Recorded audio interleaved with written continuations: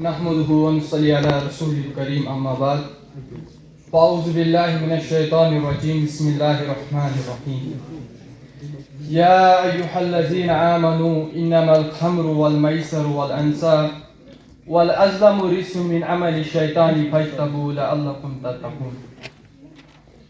میں نشہ ہوں، میں نے زندگیوں کو برباد ہوتے دیکھا ہے، میں نے اچھے بھلے گھروں کو اجڑتے دیکھا ہے، میں نے اچھے بھلے گھروں کو اجڑتے دیکھا ہے، ایک الجھ بھوش کو اندھکار میں ڈوبتے دیکھا ہے.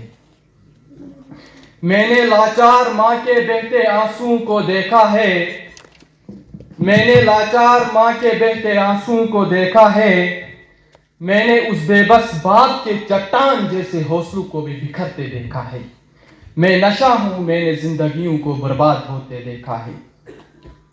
جناب صدر ذی وقار، محترم سامعین کرام اور اندھیری رات میں چٹکتی گلیوں لوگ، میرے ہم مکتب اور ہم سفر ساتھیوں، السلام علیکم ورحمۃ اللہ تعالی وبرکاتہ.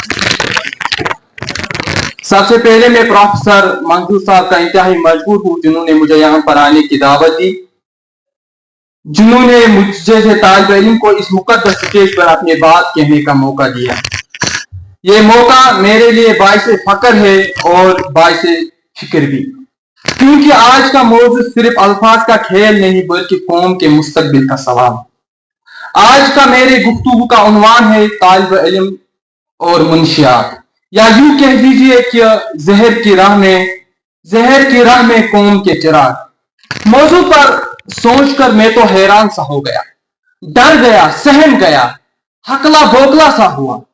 کیوں نہ گھبراتا، کیوں نہ شرماتا؟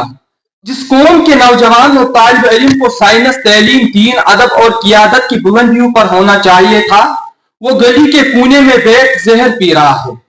جس آنکھ میں خواب ہونے تھے وہ نشے سے بوچل ہے. جس زبان سے سچ نکلنا تھا وہ فضول گوئی اور گالم گلو سے آلودہ ہے. کیا یہی ہے وہ طالب علم جس پر امت کی امیدیں تھی؟ کیا یہی وہ طالب علم ہے جس کے بارے میں علامہ اقبال نے کہا تھا، نوجوانوں کو سوزے جگر بخش دے، میرا عشق میری نظر بخش دے؟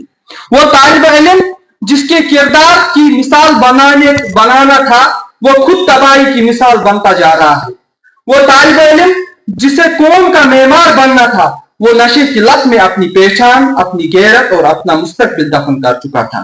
وہ طالب علم جو علم کی قدر سے ناشنا، عزم و ہمت سے ناخبر، صحیح و عمل سے بے پرواہ، رزمی حیات میں پائی صبات سے زیادہ عیش و نشاط کے طلبگار، جو عشق میں بھی صادق نہیں، بس دل گرفتہ و دل فگار، جس کے رات اور دن منشیات کے استعمال کرنے میں گزر جاتی ہے، جس کے رات اور دن سوشل میڈیا استعمال کرنے میں گزر جاتی ہے.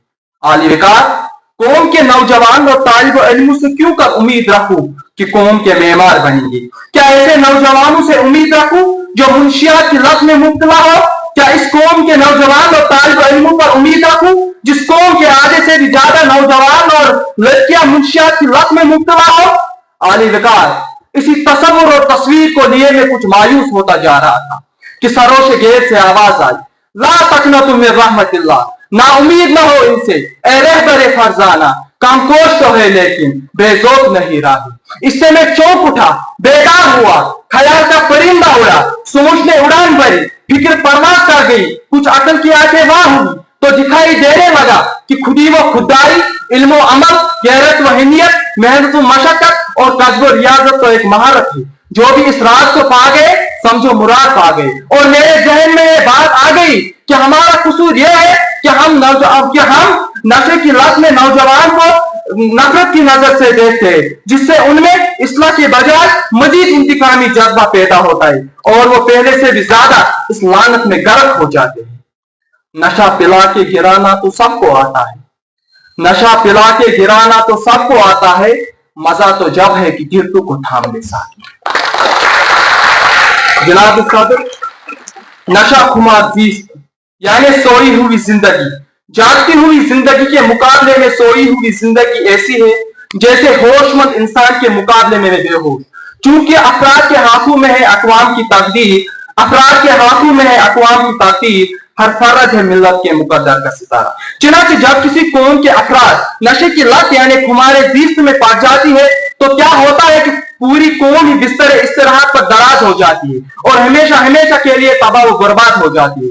جناب والا، جب کسی معاشرے میں ذہنی دباؤ پڑ جاتا ہے، لوگ بھوک، اخلاق، عدم تحفظ، بدعنوانی کا شکار ہو جاتے ہیں، تو کاہل قوموں کے افراد اپنی قباحتیں دور کرنے کے بجائے بظاہر آسان راستے کا انتخاب کرتے ہیں۔ کچھ میڈیکیشنز لینا شروع کر دیتے ہیں تو کچھ نشہ آور اشیاء کا استعمال کر دیتے ہیں، اور یوں قوم کے گلستان کے پھول گمنانے لگتے ہیں، شگوفے اور گلیاں مرجانے لگتے ہیں، جرود و تخلیق کے سرچش میں سوکھنے لگتے ہیں۔